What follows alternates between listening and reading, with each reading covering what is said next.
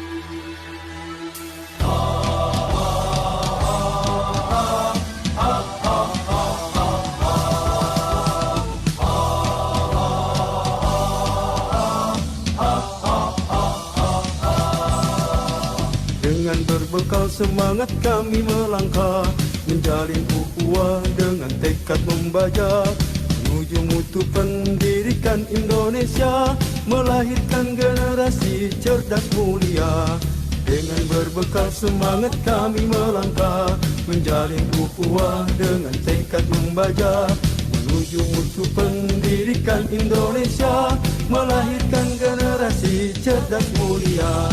Kami jaringan sekolah Islam terpadu, sambut masa depan wajah Indonesia baru, bersama tinggikan martabat dan citra guru, Indonesia pasti maju. Kami jaringan sekolah Islam terpadu, sambut masa depan wajah Indonesia baru, bersama tinggikan martabat dan citra guru, Indonesia pasti maju. Disinilah tempat kami berkarya, menggapai harapan, meraih cita-cita, sebagai penggerak dan pemberdaya bangsa, wujudkan masyarakat adil dan sejahtera. Disinilah tempat kami berkarya, menggapai harapan, meraih cita-cita, sebagai penggerak dan pemberdaya bangsa, wujudkan masyarakat adil dan sejahtera. Kami jaringan sekolah Islam terpadu, bangkit serentak menyongsong peradaban baru, bulatkan tekad bercita membangun bangsa, Indonesia akan berjaya. Kami jaringan sekolah Islam terpadu, bangkit serentak menyongsong peradaban baru, bulatkan tekad bercita membangun bangsa, Indonesia akan berjaya. Indonesia akan berjaya.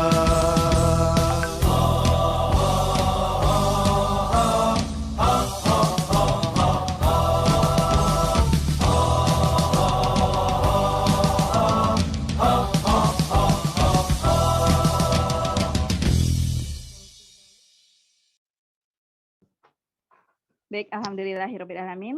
Tadi kita telah mendengarkan bersama lagu Indonesia Raya dan Mars JSIT.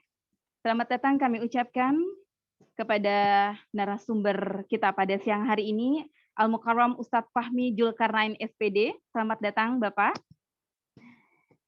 Baik, Bapak Ibu yang dimuliakan Allah, kita lanjut ke acara selanjutnya, yaitu sambutan dari Bapak Ustadz Parina MPD selaku Ketua JSIT DKI Jakarta. Kami persilakan Pak Ustadz, tafadhol maskuro. Baik, syukron Ustazah. Apakah suara Anda jelas saja?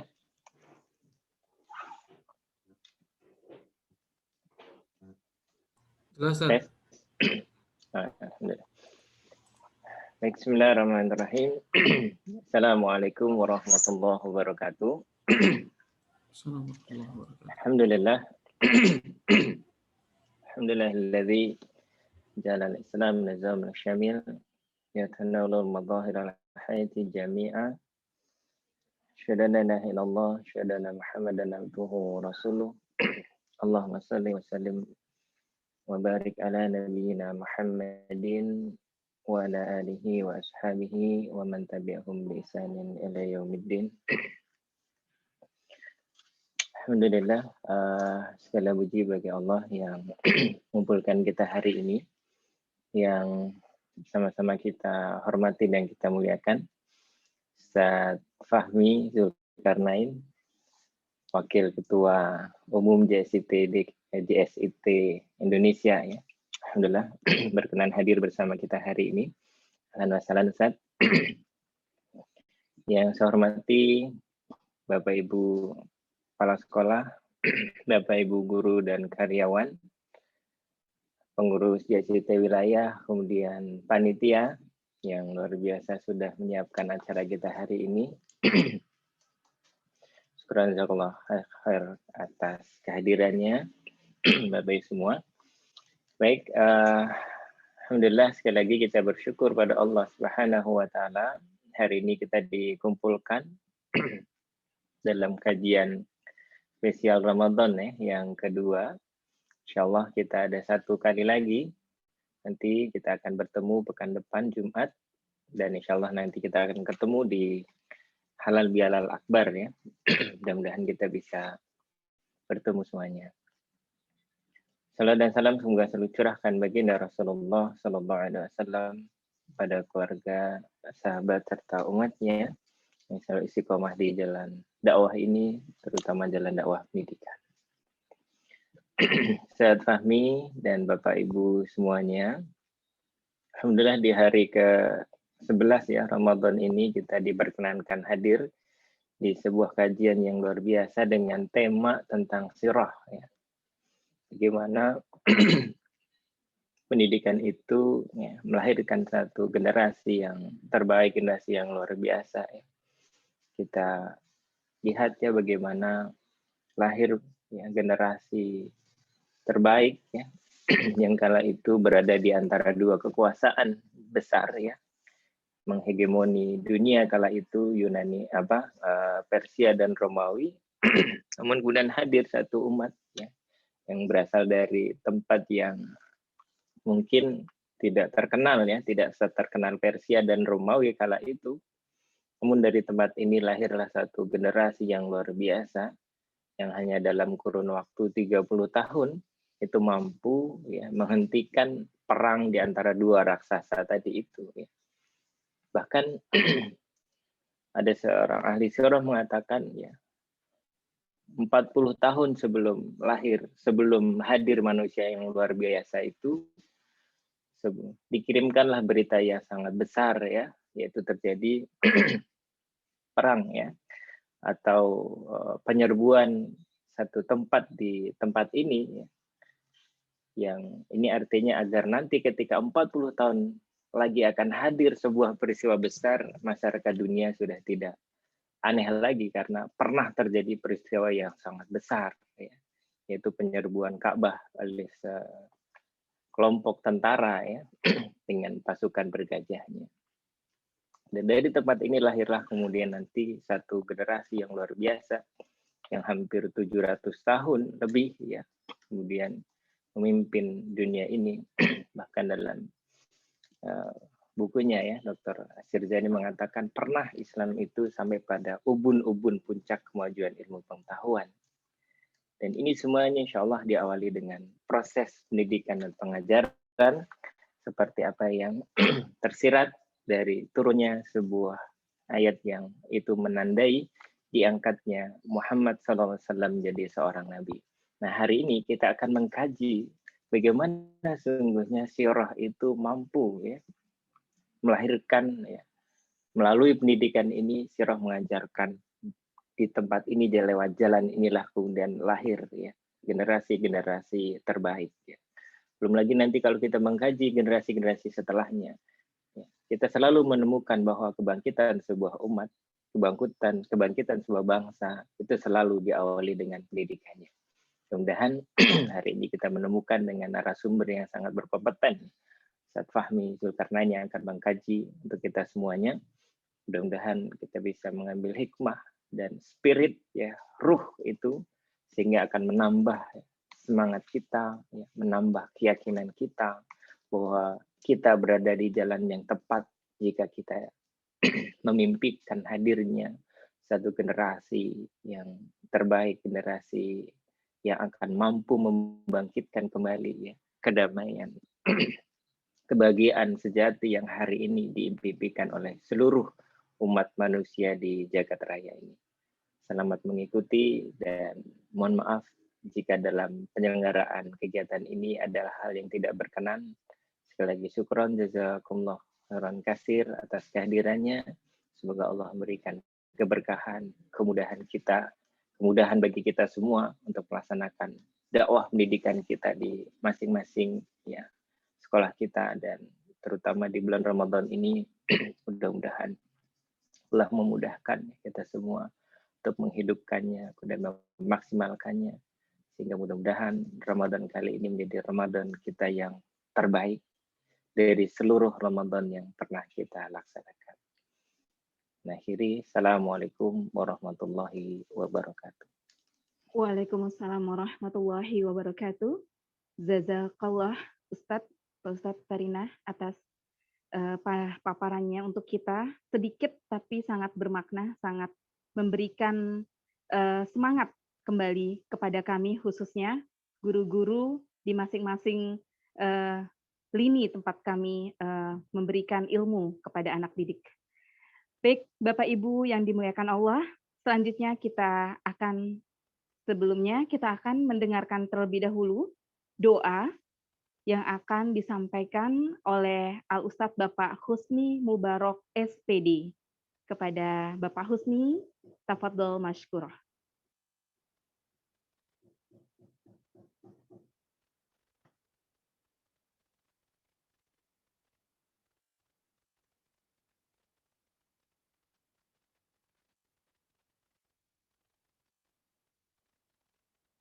Bapak Husni, dipersilahkan.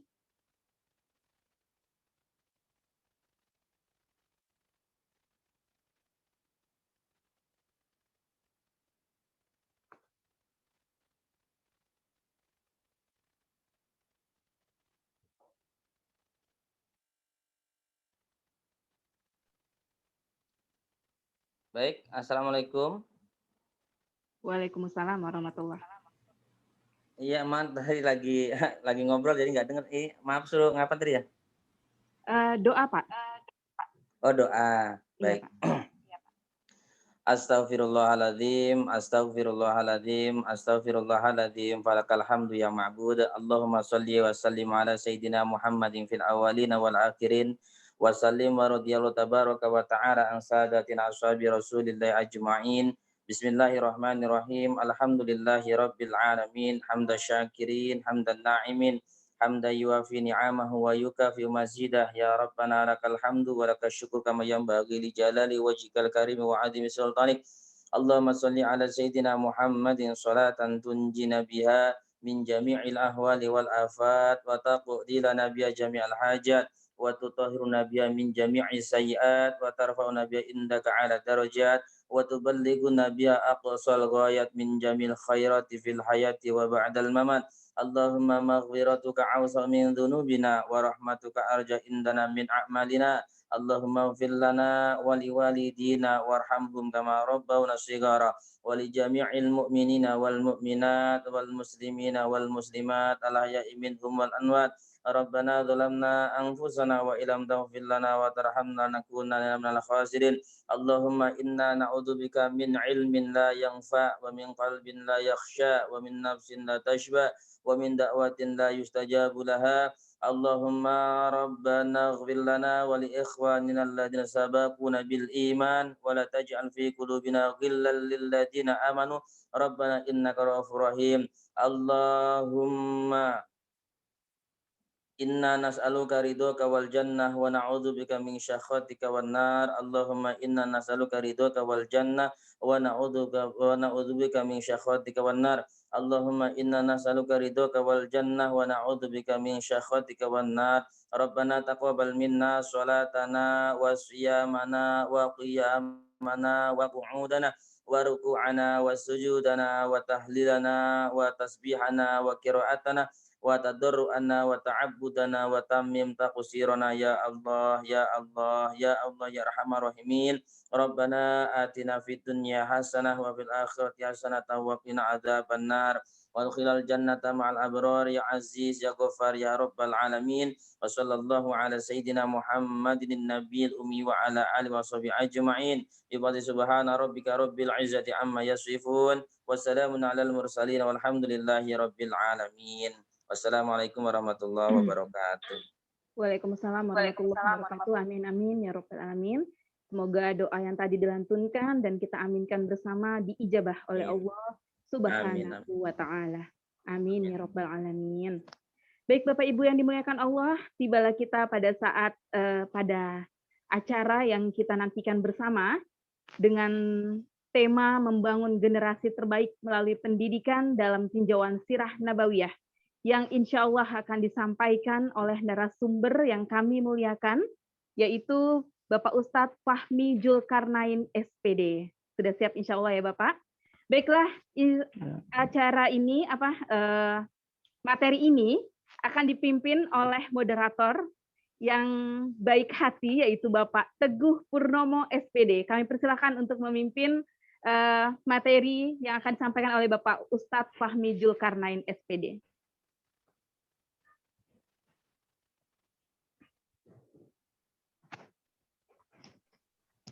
Baik, cek.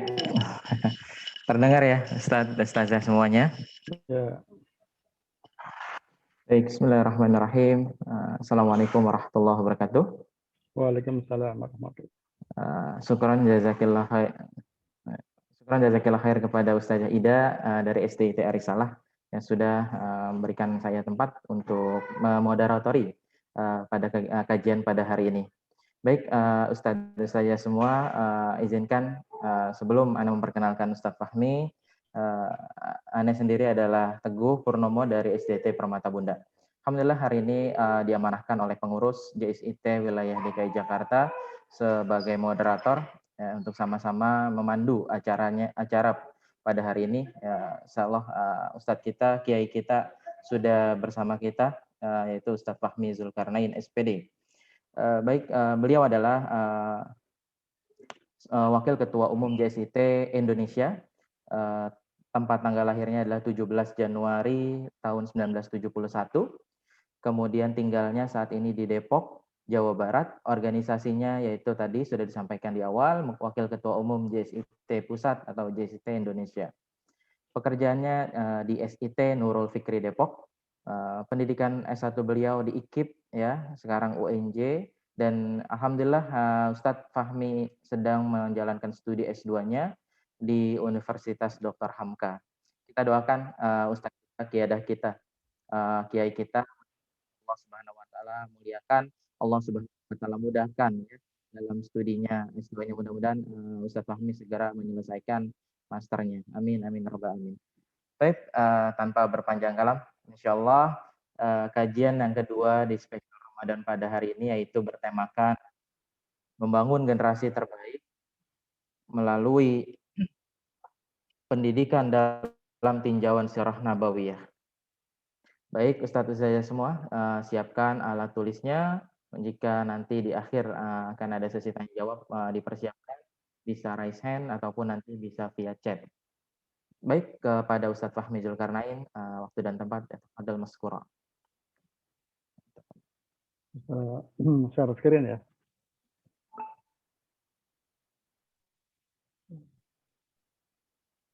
Ya, Bisa, Ustaz, Fadol. baik Ustadz. Ya, ya.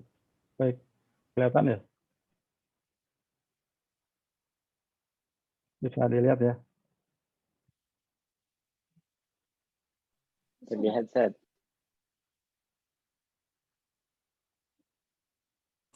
Ya, jelas, Ustaz. Bismillahirrahmanirrahim. Alhamdulillahirabbil alamin. Wa bihi nasta'in. Wassalatu wassalamu ala nabiyyina Muhammadin wa ala alihi wa sahbihi wasallim, amma ba'du. Yang saya hormati Ustaz Farina, Ketua JSIT DKI dan kawan-kawan pengurus serta para kepala sekolah guru yang berkesempatan pada siang hari ini ya, setelah melakukan sholat Jumat berjamaah. Kita mengikuti sebuah acara yang digagas oleh JSIT DKI Jakarta. Sudah yang kedua ya, insya Allah ya. Alhamdulillah di tengah pandemi yang belum berkesudahan, kita masih berkesempatan untuk bersilaturahmi, saling bertukar ilmu, mengkaji dan sebagainya. Mudah-mudahan pandemi yang di satu sisi adalah kesulitan buat kita, tapi pada sisi yang lain insya Allah merupakan sebuah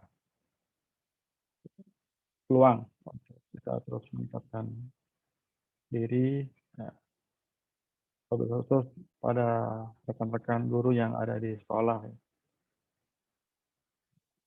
yang merupakan lini terdepan dari perjuangan dakwah pendidikan kita.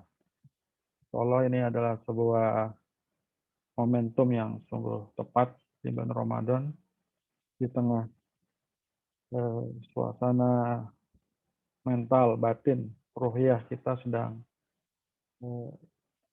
bagus, sedang mencapai titik puncak dari kesiapan kita untuk beribadah. Kita mau di sini untuk sharing ya.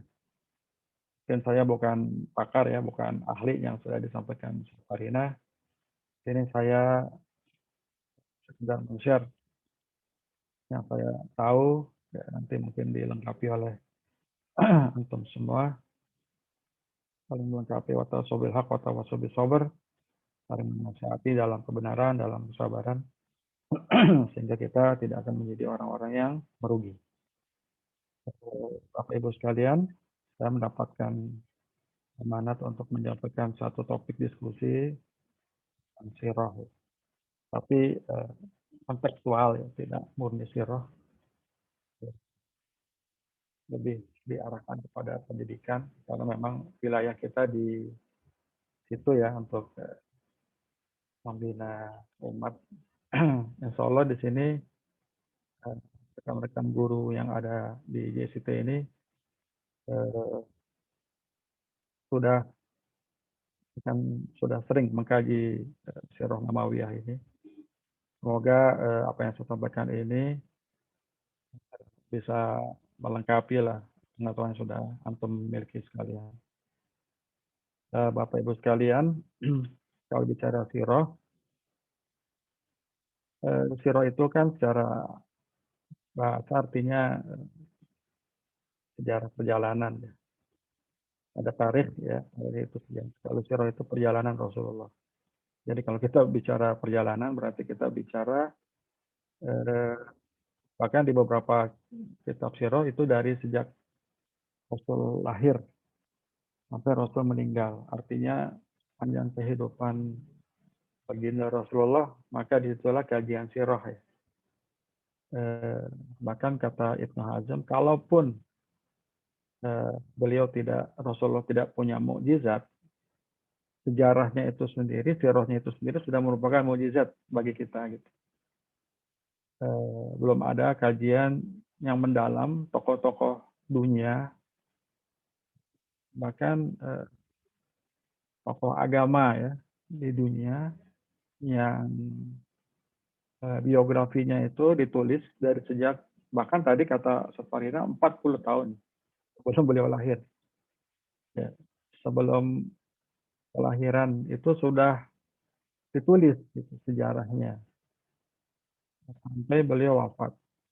Yang langsung dalam konteks sebagai pribadi, sebagai seorang manusia. Tentunya sejarah Islam sendiri panjang ya. Akan ditulis mungkin bahkan sejak Nabi Adam sampai hari ini. Gitu. Tetapi dalam konteks beliau sebagai seorang manusia, bahkan sudah ditulis sejak sebelum beliau lahir. Ini sendiri sudah merupakan mukjizat. Bahkan kalau saya sempat beberapa kali mendengarkan kajian, agama lain itu tidak memiliki istimewa seperti ini ya. Bahkan kitabnya saja itu tidak otentik. Kitabnya saja tidak otentik. Bahkan dalam beberapa video di YouTube saya diperlihatkan sebesar inilah, sebesar kartu kredit ya, kartu ATM, dokumentasi otentik tentang Injil yang dipercayai oleh gospel ya, yang dipercayai oleh umat Nasrani. Jadi lembarannya itu hanya sebesar itu, yang otentik kata mereka, tidak dalam bentuk sebuah kitab. Alhamdulillah ya, puji bagi Allah yang sudah menunjukkan kita ke agama yang penuh dengan kenikmatan ini.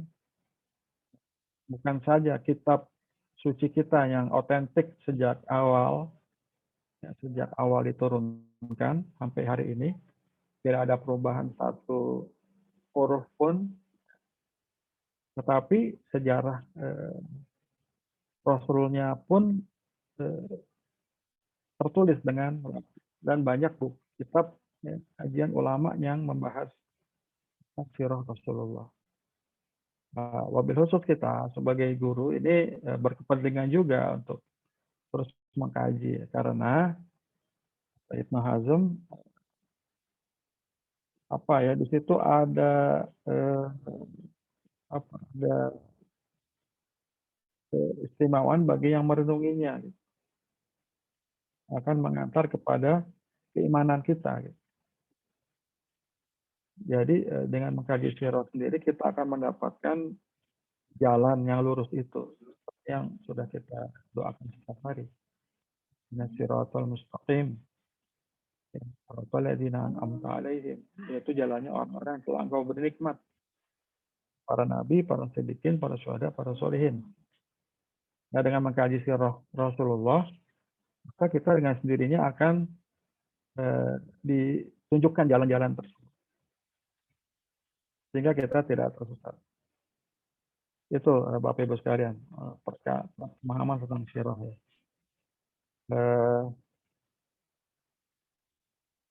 Sirah itu cakupannya cukup luas, ya, sangat luas. Bahkan dia akan di situ ada akidah ya dalam sirah itu. Kita bisa mendapatkan kisah-kisah luar biasa tentang keagungan akidah umat Islam, dari para sahabat yang mempertahankan akidah, ya, dari yang melepaskan agama lamanya sampai perjuangkan dan sampai akhirnya memenangkan akidah. Luar biasa. Kisah yang paling sangat luar biasa adalah Bilal bin Rabah, seorang budak, ya, hamba saya yang mendapatkan hidayah, dan dia menjadi orang yang sangat dicintai oleh Rasulullah SAW. Silakan antum nanti baca atau dengarkan kisah Bilal bin Rabah yang diminta untuk melantunkan azan oleh Khalifah Umar ibn al-Khattab di Madinah setelah Rasulullah wafat. Itu sebuah kisah yang sangat mengharukan, bagaimana umat Islam di Madinah itu begitu mendengarkan azan yang dikumandangkan oleh Bilal, mereka itu menyangka bahwa Rasul dibangkitkan kembali, gitu. Jadi sebuah kehormatan yang luar biasa diberikan oleh Islam kepada budak hamba sahaya yang dalam sistem masyarakat jahiliyah tidak ada harganya, ya. Dia diperjualbelikan. Tapi oleh Islam diagungkan seorang Bilal tadi. Bahkan perompahnya itu sudah di surga sebelum, padahal orangnya masih hidup di dunia. Itu jalanan luar biasa. Kemudian di situ ada hukum juga, ya. Banyak pendapat hukum itu dikeluarkan itu setelah mengkaji sirah, karena di situ ada konteks, ya, konteksnya gitu. Ada sebabun nuzul, ya, sehingga kita akan lebih tepat memahami sebuah hukum itu ketika kita melihat konteksnya saat itu. Nah, misalkan konteks tentang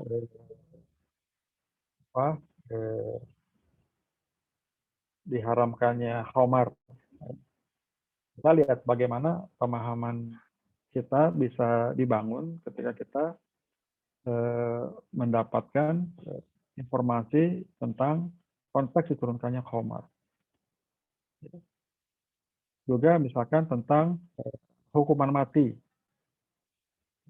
atau pembebasan budak, misalnya. Nah, di situ kita akan mendapatkan sebuah gambaran yang lebih jelas. Juga misalkan tentang hukum poligami yang banyak dikritik oleh feminis pada zaman sekarang. Kalau kita bicara kondisi situasi saat itu, tentunya nilai hukum Islam yang membatasi pada 4 orang istri saja itu merupakan sebuah terobosan yang luar biasa, karena pada saat itu kaum wanita, kaum perempuan bahkan tidak ada harganya, bisa dinikahi berapapun mau seorang laki-laki, tidak ada batasnya seorang wanita dinikahi. Tapi oleh Islam dari tak terhingga, tak dibatasi, sekarang dibatasi hanya 4. Itu pun kalau tidak bisa berlaku adil,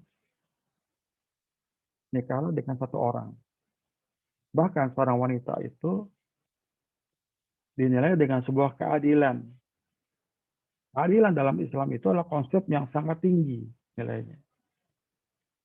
Karena adil itu dekat dengan takwa. Ya'diluhu aqrabu lit-taqwa. Keadilan itu dekat dengan ketakwaan. Dengan kata lain, kalau kalian tidak bertakwa, nikah 1 orang saja. Jadi ada sebuah prakondisi yang dibangun bahwa menikahi perempuan itu dan poligami itu tidak semata-mata sebuah kebutuhan biologis, tapi ada nilai ketakwaan, bahkan diagungkan dengan kata-kata adil. Bila tidak adil, tidak bisa berlaku adil, maka nikahi 1 orang saja. Adil ini adalah konsep kepemimpinan, Bapak Ibu sekalian. Bahkan dalam sebuah hadis, imam adil itu akan mendapatkan naungan dari Allah, di mana tidak ada naungan selain naungan Allah Subhanahu wa taala. Sab'atun yajiluhumullahu fi dzillihi la dzilla illa dzilluhu. Ada 7 yang akan mendapatkan naungan. Yang pertama siapa? Al-imamun adilun. Imam yang adil. Jadi kalau kita bicara poligami dengan konteks sirah, konteks sejarah, konteks kondisi saat itu, kita akan mendapatkan penjelasan. Ketika sekarang harkat martabat wanita sudah ditinggikan oleh Islam, sehingga tidak ada lagi seorang laki-laki yang bisa menikahi perempuan sebanyak-banyaknya tanpa hak, bahkan tanpa perlakuan yang memadai. Ketika itu sudah terbangun kondisi tersebut, wanita dihargai, diperlakukan dengan terhormat oleh manusia, tidak ada lagi perbudakan. Lalu Islam dihukum dengan kondisi yang diciptakan oleh Islam. Kondisi saat ini itu terjadi karena bangunan awal yang dimulai oleh Islam di Jazirah Arab. Bahkan sampai hari ini barangkali perempuan di Barat pun tidak mendapatkan hak sebagaimana mestinya. Yang saya tahu belum pernah ada itu Presiden Amerika Serikat atau perempuan, meskipun katanya mereka demokratis. Belum ada itu Direktur Bank Dunia itu perempuan. Mereka sangat gender sekali bicara kepemimpinan. Seperti itu Bapak Ibu sekalian. Jadi penting sekali belajar sirah dengan belajar hukum dengan konteks sirah. Ada akhlak dan moral, tentu ini sudah pasti ya, karena di situ ada keagungan Rasulullah ya. Nanti kita akan cuplik beberapa peristiwa di situ bagaimana menceritakan Rasulullah, dan juga dalam dakwah, ilmu dalam berdakwah. Ini pun dipraktikkan langsung. Jadi kita tidak lagi perlu melakukan kajian secara sulit ya. Karena kita cukup membaca cerita saja. Jadi dengan kita membaca cerita-ceritanya yang ditampilkan di sirah, maka kita akan bisa memahami ilmu-ilmu tertentu gitu. Jadi nggak perlu kita belajar khusus ya. Bahkan dengan membaca sirah pun kita sudah mendapatkan pencerahan. Kira-kira begitu ya menurut Ibnu Hazm tadi. Kemudian di sirah Rasul pun ada pelajaran, ada peringatan, ada hikmah kehidupan, norma-norma, asasi. Luar biasa ya. Kali kajian sirah itu bisa kita lakukan secara kami di Nur Fikri itu Rumah Peduli di Nur Fikri mengadakan kajian sirah Ustadz Onur Rafiq ya, setiap hari Sabtu. Kalau nggak salah saya sudah share juga itunya ya. Pak Parina itu ada kajian sirah setiap Sabtu pagi. Berbayar sih memang. Cuma 100.000 rupiah ya. Mudah-mudahan tidak mahal. Nah itu bisa tuh diikuti oleh Bapak Ibu sekalian itu kajian sirah. Ya. Tentu kita mendapatkan ilmu dari ahlinya ya langsung ya. Pak Onur Rafiq ya. Nah di situ beliau mengkaji sirah. Dan barangkali jika memungkinkan juga di JCT DKI secara rutin bisa membuka kajian sirah ya. Secara rutin setiap pekan mungkin atau bagaimana gitu ya, sesuai dengan jadwal yang dimiliki, sehingga mendalam kita nanti melakukan kajian sirahnya itu.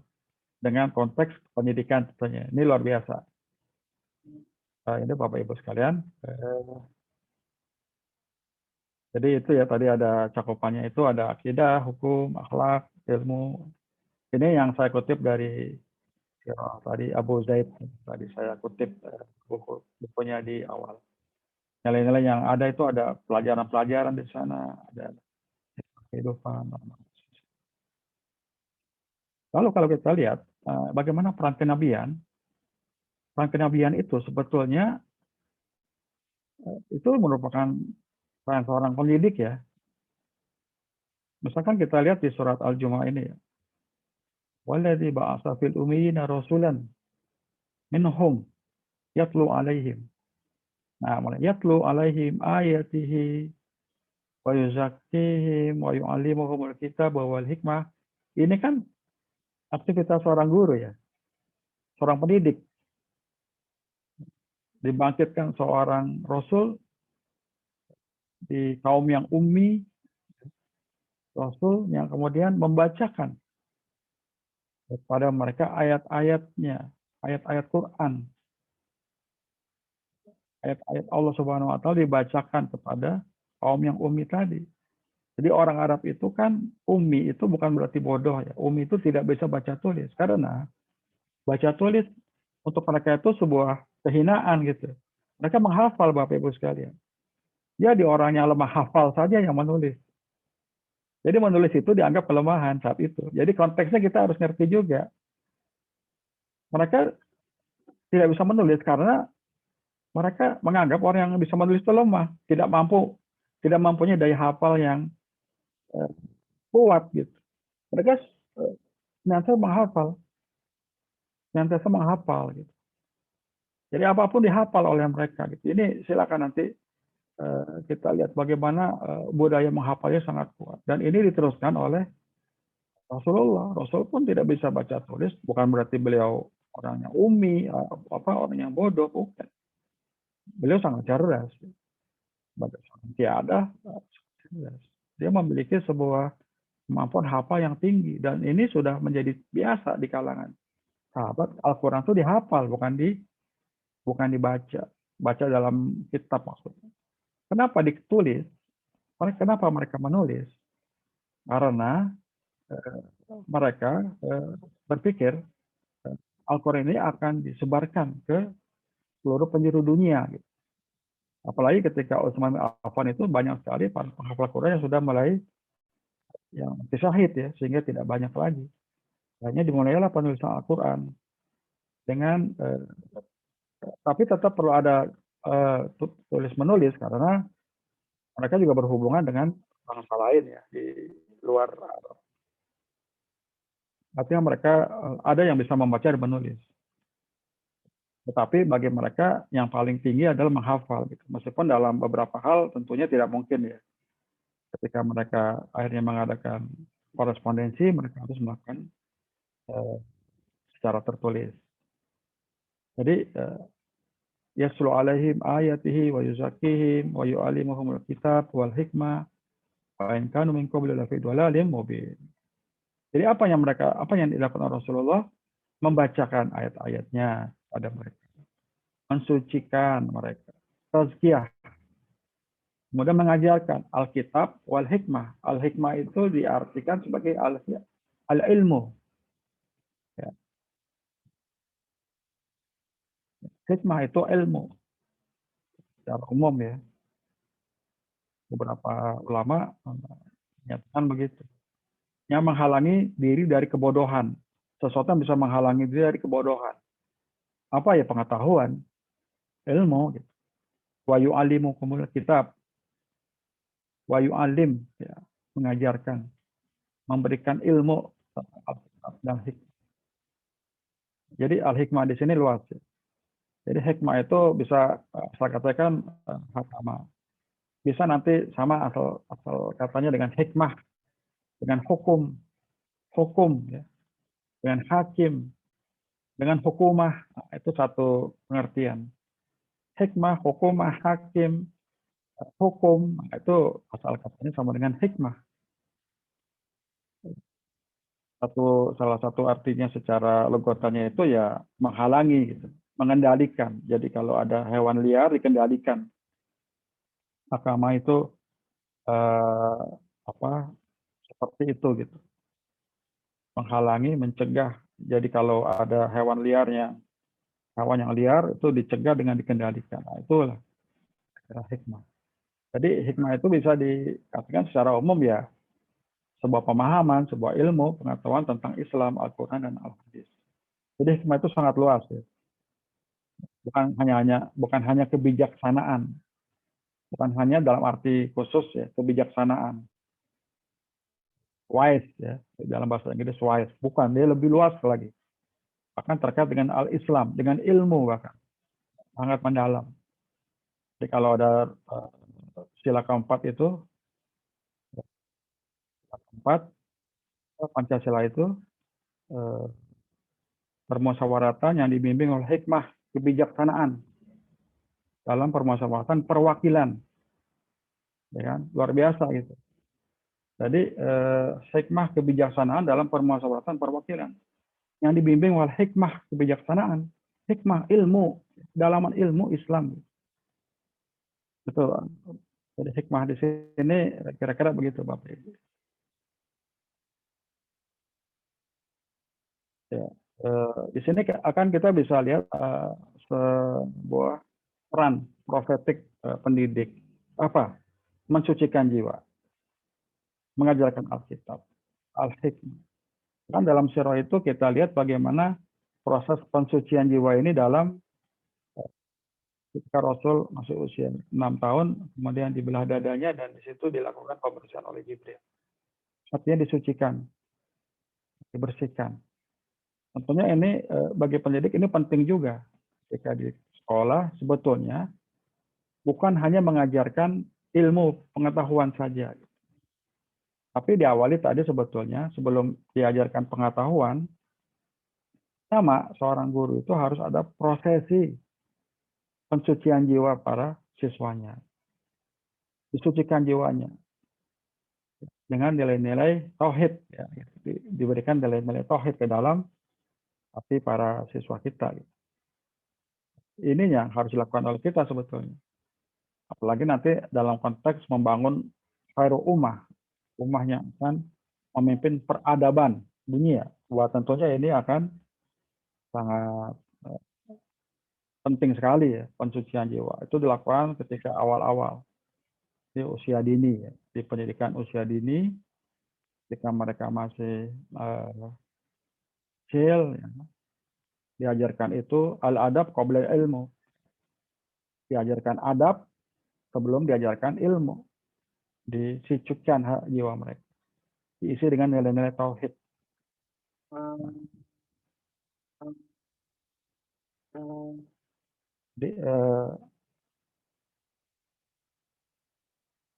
Sebentar, gangguan. Begitu Bapak Ibu sekalian. Bagaimana sebetulnya peran profetik seorang guru tuh kayak gitu.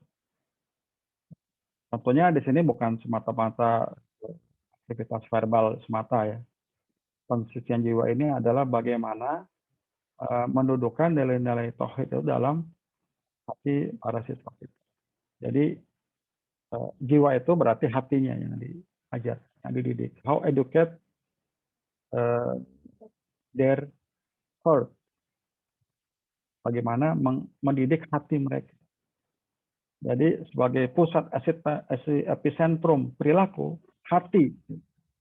Jadi kalau kita bicara perubahan perilaku, sikap, apalagi pengetahuan, tentu hati. Iza soluhat jasadu kulluhu. Kalau hati itu rusak, ya semua amalnya rusak. Gitu.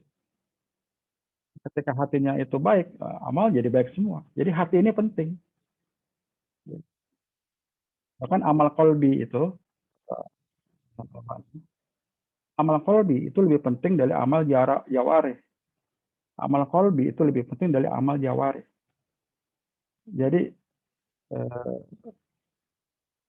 misalkan kita lebih mengejar apa? Apakah mereka mampu menghafal Quran yang banyak, sholat yang banyak, atau diajarkan dulu hatinya, dididik tentang kebesaran Allah, tentang keagungan Allah. Allah Maha melihat, Allah Maha mendengar. Kalau kita terjebak pada ukuran-ukuran, indikator-indikator, ya kan, dalam mengajarkan indikator, indikatornya apa? Perilaku. Kalau kita terjebak pada indikator perilaku, itu tidak menggambarkan, sebetulnya belum tentu menggambarkan apa yang mereka pahami lewat hati-hati mereka. Gitu. Kan dalam Quran orang sholat itu dicam, wailul lil musallin. Celaka orang-orang sholat. Jadi orang sholat itu masih bisa celaka. Jadi tampak fisik itu belum menggambarkan apa yang ada di hati mereka. Tetapi apa yang di hati mereka pasti akan muncul di tampak fisiknya. Nah, hakikat kayak gini kan perlu kita menyadari ya, sehingga kita tidak terjebak pada mengukur indikator-indikator perilaku yang kuantitatif. Jadi kalau misalkan kita mengajar, kemudian ada indikator atau ada mutabah yaumiyah. Berapa kali sholat lail dalam sepekan? 7 kali, alhamdulillah nilai 100. Maka siswa ini akan mendapatkan nilai pelajaran tauhidnya itu 100. Nah, ini kan ada cerita zaman dulu kan, ada seorang kiai yang mengadakan ujian akhir kan. Ujian akhir itu dilakukan dengan cara menyembelih seekor ayam, ya kan. Jadi para santrinya itu dikasih ayam dan pisau, kemudian disuruh menyembelih ayam itu dengan syarat tidak boleh ada yang melihat. Ini semua itu melakukan, ada yang bersembunyi, ada yang di balik kebun, ada yang di balik gedung. Ya. Satu orang saja yang tidak melakukan. Kenapa kamu tidak menyembelih hewan ayam kamu? Pak Kiai, bagaimana saya bisa menyembelih ayam yang Pak Kiai kasih ke yang melihat? Padahal Allah Maha melihat. Ini penting diajarkan kepada siswa kita di awal-awal mereka bersekolah. Umar Ibn Khattab juga melakukan ujian yang sama kepada umatnya dulu. Seorang anak pengembala domba itu dirayu untuk menjual sedang di padang itu ya, sedang digembala di padangnya itu. Sudah jual saja satu, berikan saja ke saya satu hewan domba kamu, punyanya. Anak kecil itu dia hanya sederhana. Wa'ina Allah. Inna Allah ayun wala yamut. Allah itu hidup dan tidak mati. Begitu pula ada seorang anak perempuan yang mencegah ibunya untuk tidak mengoplos susunya yang dijual dengan air. Sehingga Umar bin Khattab mengambil dia sebagai mantu yang dinikahkan kepada anaknya Abdullah bin Umar. Yang kemudian pada masanya melahirkan seorang Umar yang baru gitu. Umar bin Abdul Aziz dari anak keturunan dari anak perempuan itu. yang dia mampu memahami tauhid dalam kehidupan sehari-hari. Jadi jangankan korupsi yang miliaran atau triliunan, ya kan? Seorang anak kecil pun di sana sudah memahami makna tauhid tadi. Tentu berbeda dengan pendidikan zaman kita sekarang ya. Ketika kok dibungkam, tapi miskin nilai-nilai tauhid. Akhirnya mereka itu orang terdidik, lulusan luar negeri, bahkan mereka mungkin dengan gelar yang yang sangat panjang di belakangnya itu ya, nggak cuma SPD, MPD, doktor, banyak lagi. Tapi ini Bapak Ibu, ini contoh ya, bagaimana amal qalbi ini penting gitu. Jadi yang dicek itu bagi anak, apalagi anak yang belum balik kan, ya tentunya bukan ibadah sholatnya, karena sholat dia juga belum wajib, tetapi pada anak-anak kita di kelas, di rumah gitu. Nanti ilmu itu bisa dilakukan setelahnya, diajar. Satu, dua, mengajarkan Alkitab. Alkitab ini berarti Al-Quran. Dan Al-Hikmah, yaitu apa? Al-ilmu. Jadi ilmu, Al-Quran, bahkan itu berikutnya setelah pensucian jiwa. Bagi saya ini sebuah tahapan ya. Meskipun saya belum menemukan kajiannya, tapi saya melihat ini tahapan sebetulnya. Ayat tadi itu surat Al-Jumu'ah, ayat 2 itu tahapan sebetulnya. Disucikan jiwanya, diajarkan Al-Quran, baru diajarkan Al-Hikmah, ilmu-ilmu yang lebih luas. Dengan berbagai macam bidang ilmu yang ada. Tapi basicnya itu sudah ada, yaitu Alkitab dan jiwa yang memiliki memahami nilai-nilai tauhid.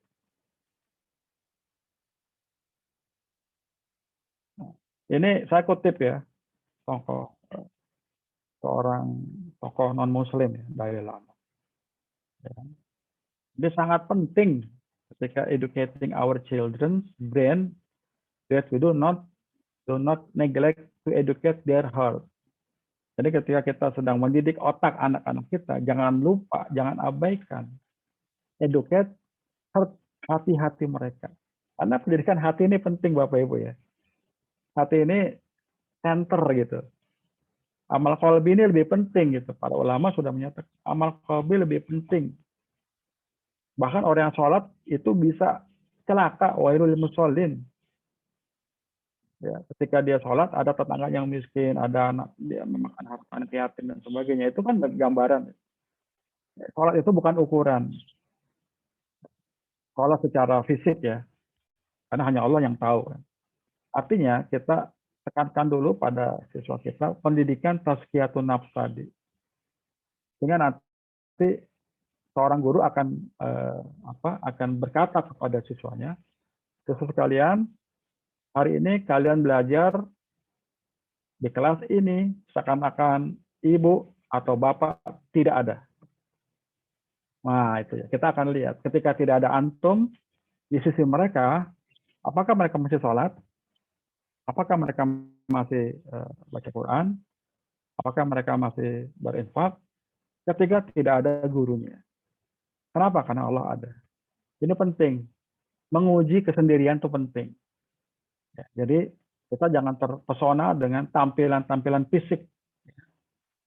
Karena banyak juga sejarah, nanti kita akan kutip di akhir, bagaimana sosok orang-orang yang mereka itu kalau melihat ibadahnya kata Rasulullah, maka kita akan menghinakan ibadah kita. Kalau kalian mendengarkan mereka membaca Quran, maka kalian akan menghinakan bacaan Quran kalian. Tetapi mereka itu keluar dari Islam lebih cepat dari panah keluar dari busurnya. Jadi orang-orang Khawarij itu kelompok yang membunuh Ali bin Abi Thalib, itu mereka ahlul ibadah semua, Bapak Ibu sekalian. Para pembunuh yang membunuh Ali bin Abi Thalib, seorang ahlul badar, seorang sahabat utama, menantu Rasulullah, keponakan Rasulullah, khalifah, presiden, pemimpin utama saat itu dibunuh oleh siapa? Oleh seorang hafiz Quran, guru Quran. Abu Muljam itu guru Quran di zaman Khalifah Umar bin Khattab. Dikirim ke Mesir untuk mengajarkan Al-Quran di sana.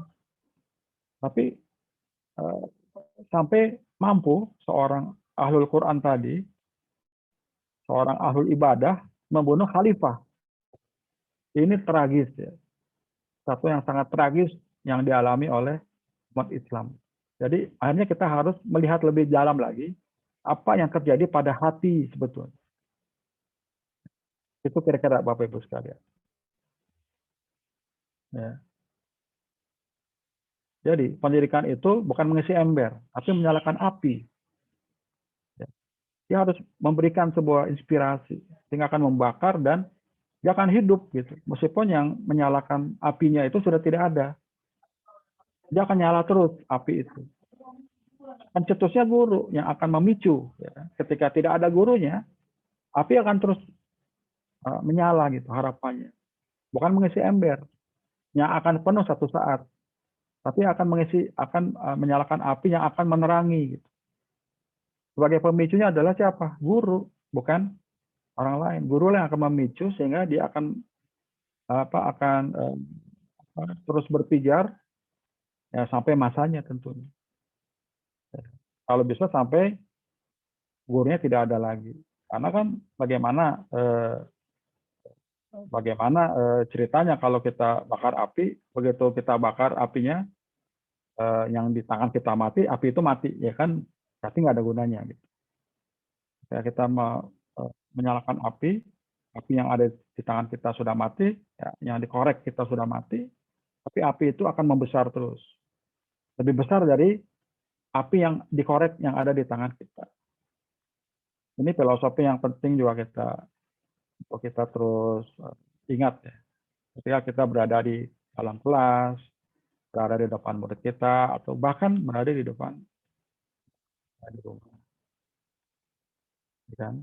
Ini kata filosof barat ya. Pikiran itu bukan bejana, tetapi api untuk dinyalakan. Gitu. Ya kan? Dalam bahasa Quran itu adalah nur, cahaya, gitu kan? Cahaya dengan api sama, karena cahaya itu fungsinya, gitu, ya, menyinari kan. Sumbernya adalah api sebetulnya kan. Kalau dalam konteks IPA ya api ya matahari ya kira-kira gitu kan, itu api semua. Jadi filosofi ini penting ya. Bejana itu kosong. Berarti anak kita pikirannya kosong. Enggak. Anak-anak kita enggak, pikirannya enggak kosong. Dia sudah ditanamkan fitrah oleh Allah sebelum kelahirannya.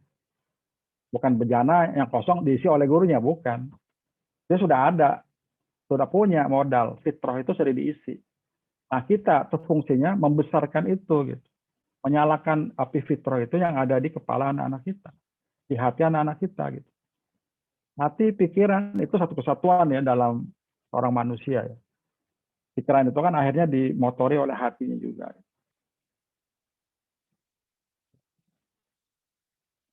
Ya. Bahkan kata seorang guru besar, Nabi Muhammad itu adalah sosok guru.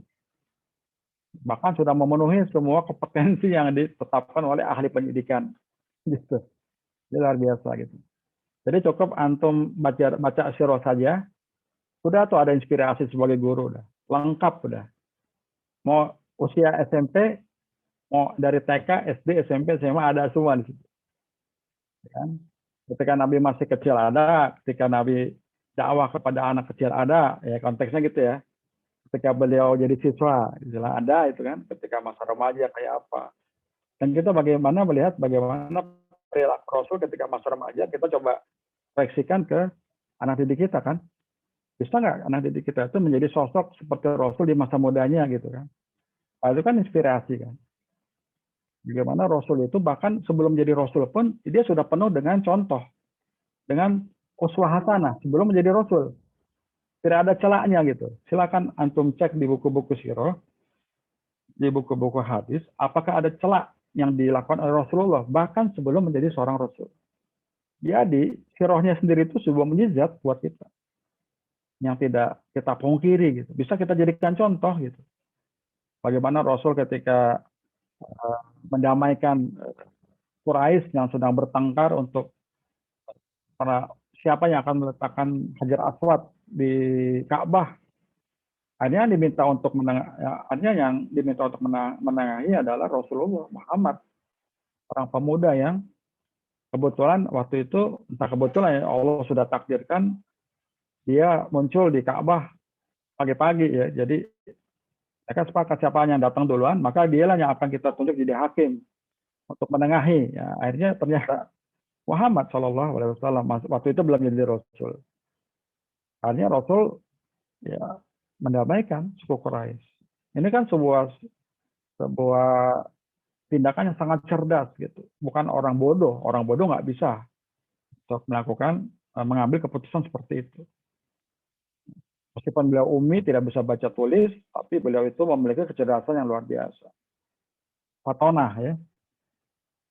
Fatonah, cerdas. Beliau itu cerdas. Itu ya Rasul sosok guru. Jadi tafadhol. Antum kalau mau jadi sosok guru model, jangan lihat orang lain. Lihat Rasulullah udah.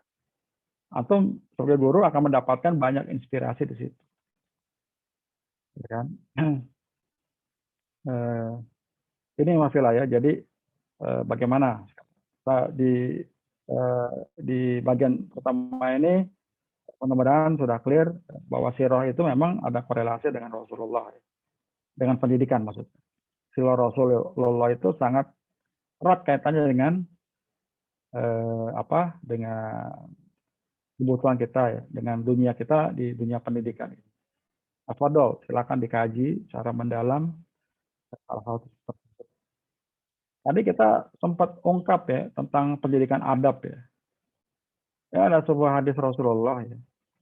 Jadi apa yang Rasul pesankan kepada sahabat dalam hadis tersebut adalah akrimu auladakum wa ahsinu adabahum.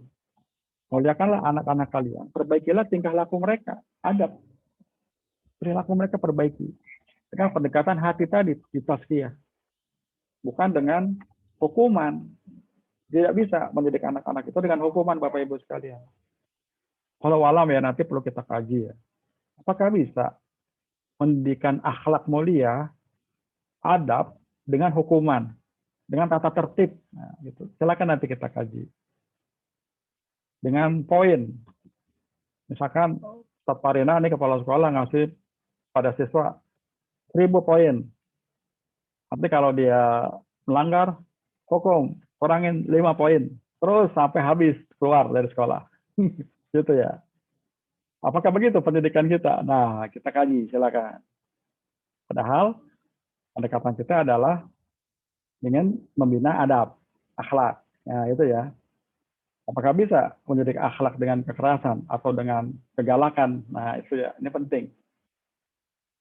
Lagi nanti kita akan lihat beberapa hadis atau ayat yang terkait dengan itu.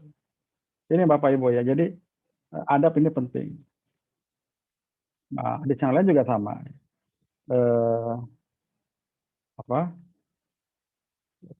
Di sini ya, seorang laki-laki yang mendidik anaknya. Jadi ada seorang rojul, ya di sini kata Rasulullah ini, li'an yu'addiba ar-rojulu waladahu au ahadakum waladahu khairun lahu min an yatasaddaqa kulla yawmin binisfi sa'in. Jadi mendidik anak kita, konteksnya ini anak ya, mendidik anaknya. Di sini kalimatnya itu adalah bukan tarbiyah, tapi dalam bahasa Arabnya itu adalah yu'addibu. Di an yu'addibu ar-rajulu. Jadi adab itu ya, memberikan pendidikan adab kepada anak kira-kira begitu.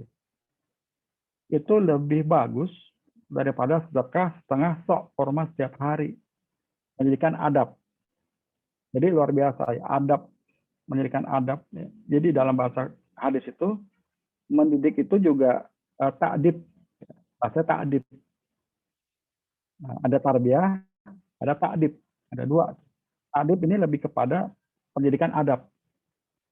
Mengadapkan, kira-kira begitu kalau bahasa Indonesia, mengadapkan.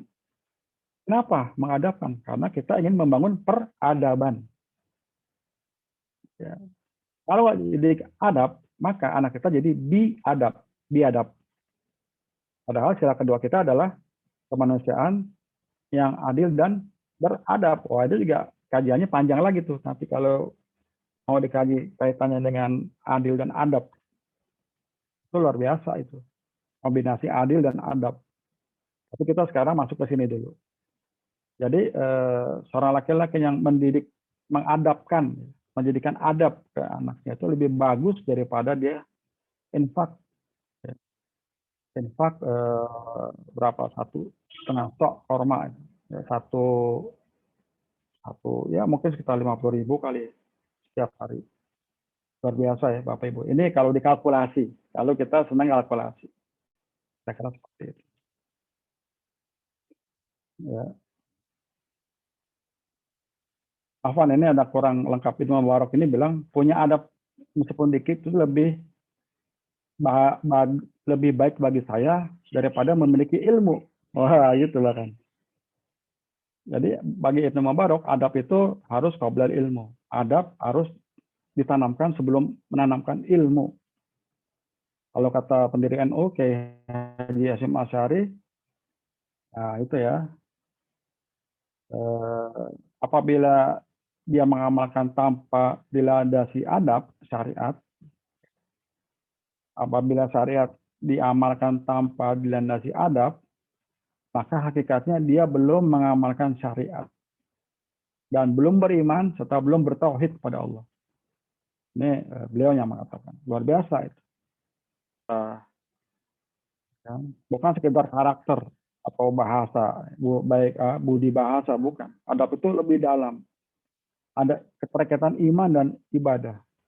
Akan bisa dikatakan adab ini sebetulnya memang nilai Islam. Nggak dikenal dalam peradaban Barat. Oke, dia sama-sama baik. Sama-sama berbuat baik. Cuman dalam Islam itu, perbuatan baik itu, basicnya apa? Itu penting. Sebelum basicnya itu clear, maka dia belum mencapai titik itu.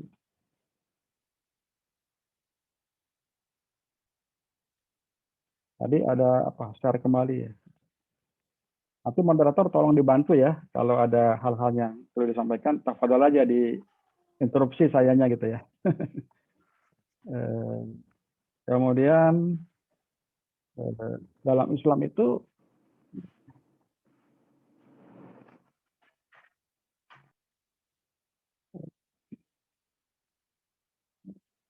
harkat dan martabat dalam Islam itu adalah ketentuan Allah dan bukan pada ketentuan manusia. Jadi ketika kita bicara tentang adab, maka basicnya adalah ketentuan dari Allah. Gitu.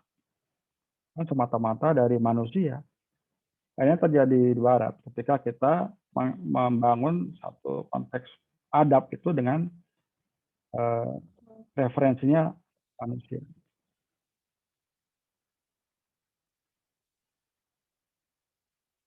Misalkan ya, contoh bagaimana Nabi Ibrahim alaihissalam. Qala Ibrahimu di abihi azara atattakhiduna asnama. Ya kan?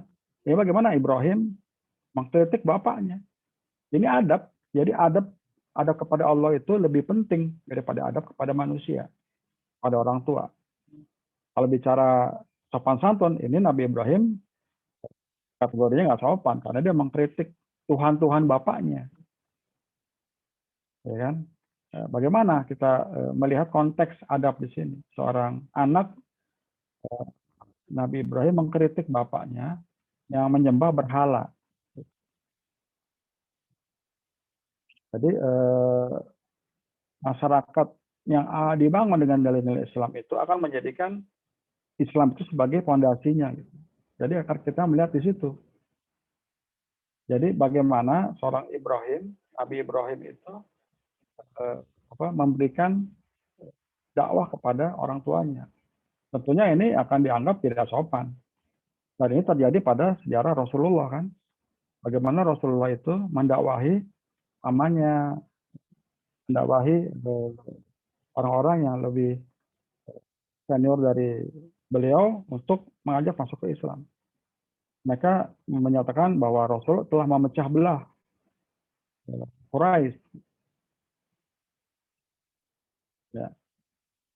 Jadi ketika adab itu dibangun, maka ya, yang akan dihargai adalah ilmu, bukan lagi takwa keimanan ketakwaan menjadi dasar masyarakat yang beradab, bukan jabatan, kecantikan, popularitas. Ukuran itu bukan figur.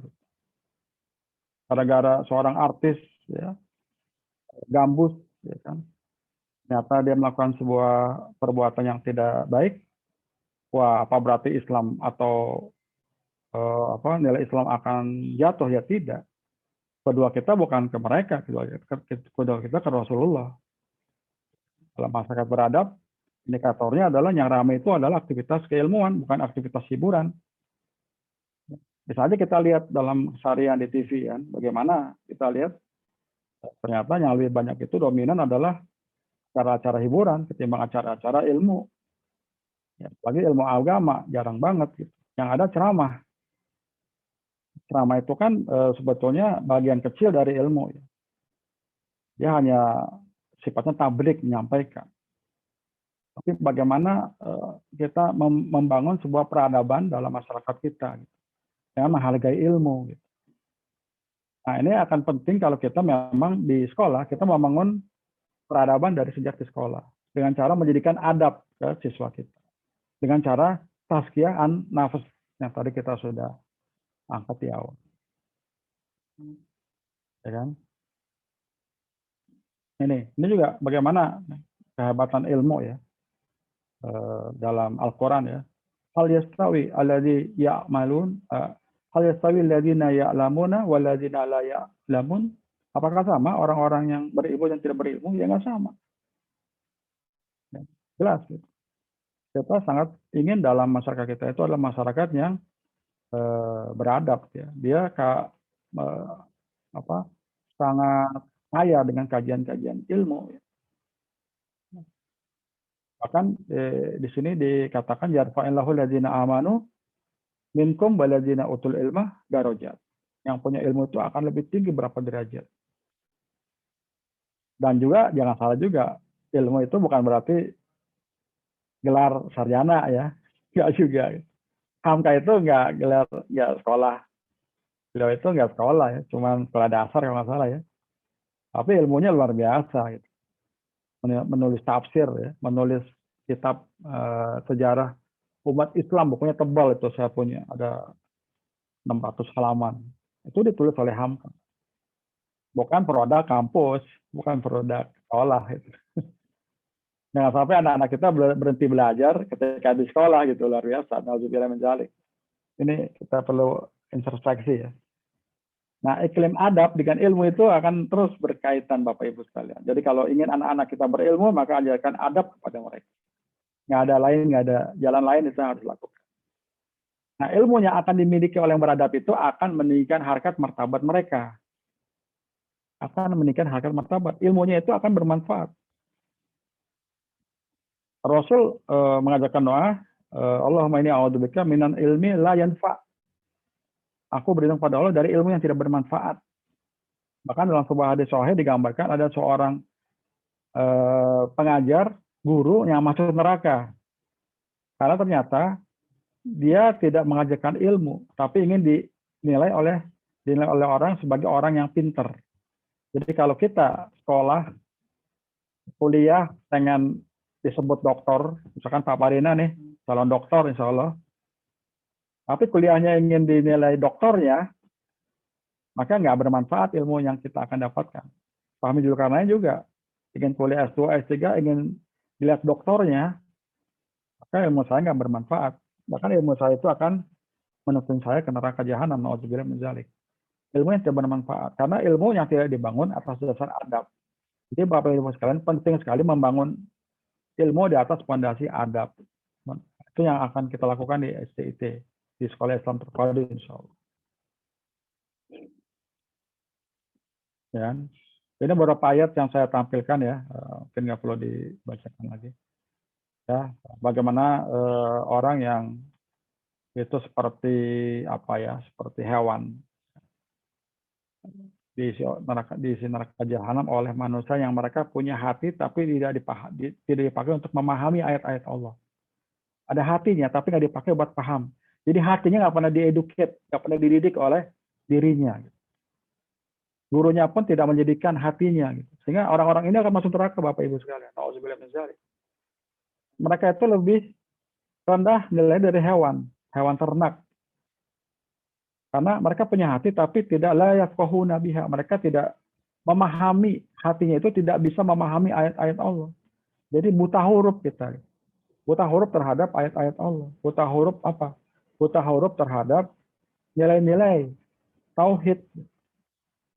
Jangan sampai kita anak-anak kita pinter, tapi dia tidak punya adab kepada Allah. Tauhidnya tidak clear, tidak jelas. Akidah tidak salimul akidah. Ya.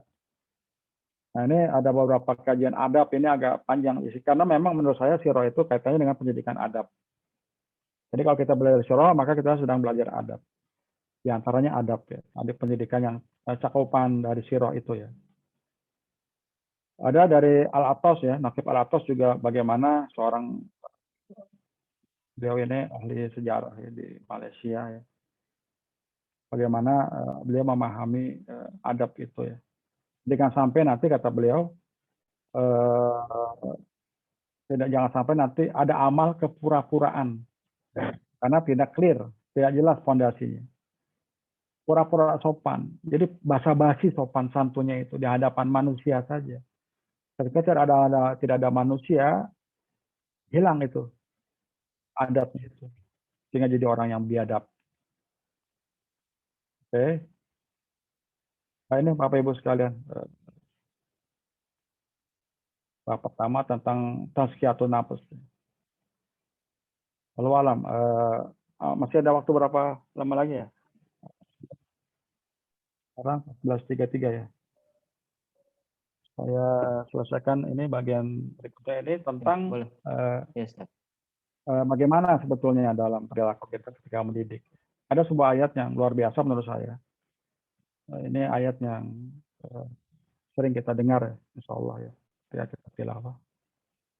Fabima rahmati minallahi lintalahum. A'udzubillahi minasyaitonir rajim. Bismillahirrahmanirrahim. Fabima rahmati minallahi lintalahum. Wala kunta fadzan ghalidhal qalbi lan faddu min hawlik.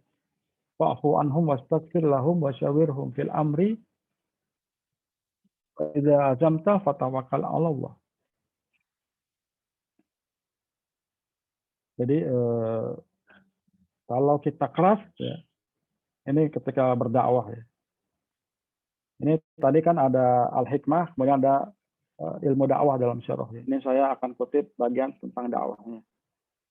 Jadi karena rahmat Allah saja, kamu berlaku lemah lembut kepada mereka. Artinya sikap rahmah itu menjadikan sikap rahmat dari Allah itu menjadikan kita itu lemah lembut. Jadi lemah lembutan itu adalah karunia Allah kepada kita. Diberikan kepada kita karunia itu. Jadi yang dikatakan adalah sikap lemah lembut kepada mereka. Mereka itu siapa? Quraisy. Orang-orang yang belum berislam. Jadi Bapak Ibu sekalian, ketika kita berdakwah kita harus lemah lembut, jangan keras. Kalau keras kata Allah, mereka akan lari. Jauhi kalian. Hati kasar. Fazon ghalidhal qalbi, keras, kasar. Bukan tegas ya, beda. Kita sedang bicara orang kasar. Ya kan? Nah, apalagi guru. Guru, apalagi yang didik bukan anak dewasa, tapi anak-anak masih kecil. Gitu. SD. Ya namanya juga anak SD, Bapak Ibu ya. Mereka perlu waktu untuk belajar ilmu, belajar adab. Gitu. Perlu waktu untuk belajar Islam. Jangan dikebut dalam semalam. Nggak bisa. Berikan waktu mereka untuk berikan kesempatan pada mereka untuk memahami Islam. Sahabat-sahabat diberikan waktu berapa tahun oleh Allah, oleh Rasulullah untuk belajar Islam. Berapa tahun sahabat? Dalam semalam? Tidak. Sahabat itu diberikan waktu 23 tahun mereka itu dididik, ditarbiyah oleh Rasul itu 23 tahun. Sepanjang itulah mereka secara bertahap memahami Islam. Tidak dari awal, setelahnya udah jalan yang tinggi gitu, tidak. Nah, anak-anak kita itu usianya berapa sih? 6 tahun, 7 tahun, 8 tahun. Kasih waktu 23 tahun buat mereka memahami Islam gitu. Jadi jangan kita memaksa mereka paham Islam itu dalam waktu cepat. Mereka perlu waktu. Apalagi mereka masih dalam taraf pertumbuhan gitu. Jadi karena sesuai dengan tugas perkembangan mereka. Jangan melampaui itu. Ya, hafalan Quran terus secara bertahap. Jadi jangan semua ilmu dijelaskan mereka dalam waktu singkat itu. Biarkan mereka tumbuh sesuai dengan tugas perkembangan mereka. Perkembangan psikologis mereka gitu. Ketika masih anak-anak ajak bermain, itu kan kata Rasulullah kan. Ajak bermain. Gitu kan. La'ibuhu, ajak main. Ketika usia SMP kira-kira adibuhu, kasih belajar adab. Wah, gitu kan, kira-kira gitu. Agak agak tegas gitu. Nggak lagi main-main. Kan? Kemudian berikutnya adalah sohibuhu, sebagai kawan. Ajak sebagai kawan.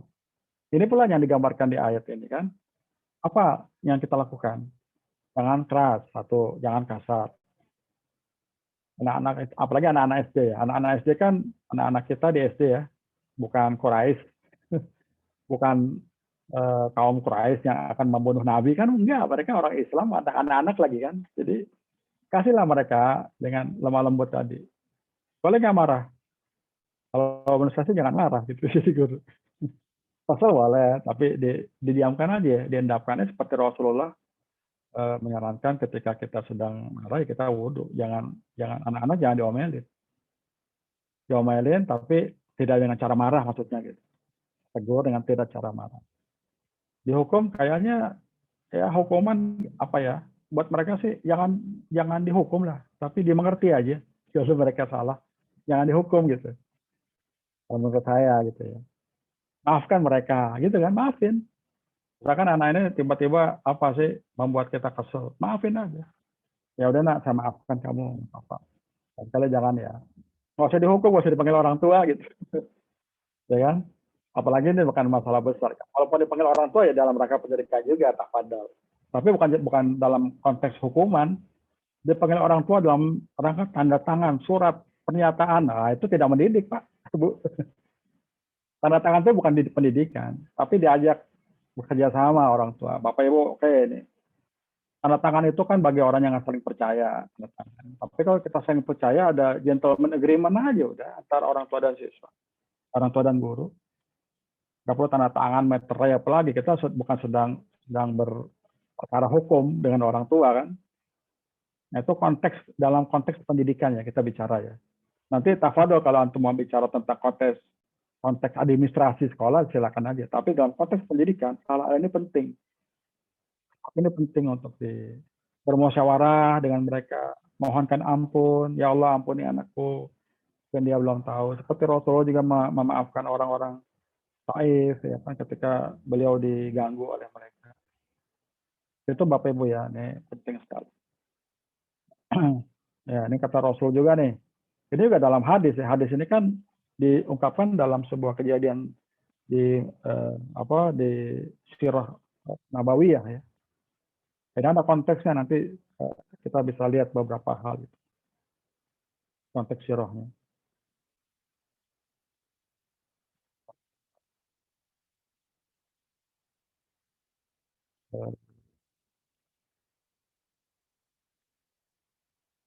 Oh ini hilang ternyata. Ya itu ya. Jadi kita didorong untuk basyiru wala tunafiru, basyiru ya. Maka beri kabar gembira buat mereka. Jangan kabar ketakutan terus. Apalagi anak-anak ya, kita bicara anak-anak di sekolah. Kabar gembira saja. Cerita neraka perlu, cuman lebih banyak cerita surganya, kira-kira gitu ya. Nah, Bapak Ibu sekalian, nah konteks kita yang sedang bicarakan tadi memang dalam rangka kita ingin membangun umat yang terbaik. Umat yang terbaik, yang mereka mampu amar ma'ruf, nahi mungkar, dan beriman pada Allah. Jadi anak yang kita didik itu adalah anak yang nanti akan mampu melakukan amal ma'ruf nahi mungkar dan mereka beriman sama Allah. Itu Pak, Bapak Ibu sekalian. Dan ini adalah menjadi karakteristik pemain yang terbaik juga. Kenapa? Karena mereka sudah punya kesiapan untuk itu. Ya, ini kalau kita bilang seperti itulah ya. Amal ma'ruf nahi mungkar ini menjadi indikator sebuah bangsa yang beradab, umat yang beradab, umat yang terbaik. Mereka memiliki konsep dalam bermasyarakat. Kenapa? Karena Bani Israil itu mereka tidak melakukan pencegahan amar ma'ruf nahi mungkar. Saling satu sama lain saling mendiamkan. Nah, tadi ini agak loncat Afwan. Ini saya coba beberapa kejadian Rasulullah ya, ketika Rasul sedang mengalami pemboikatan. Ini juga ada satu episode yang penting. Ini di akhir penutup saya ingin sampaikan ini. Jadi bagaimana Rasulullah itu tidak melakukan tidak membalas, meskipun diperlakukan secara keji dan kasar. Jadi ketika diboikot 3 tahun, ya, tidak boleh bertransaksi, di lockdown itu Bani Hashim dan Al-Muttalib ya, di lockdown oleh orang-orang Quraisy, tidak boleh melakukan pernikahan, tidak boleh berjual beli. 3 tahun itu luar biasa cobaannya ya. Kita yang setahun ini aja lockdownan aja ya, itu kita udah kayaknya gimana gitu ya.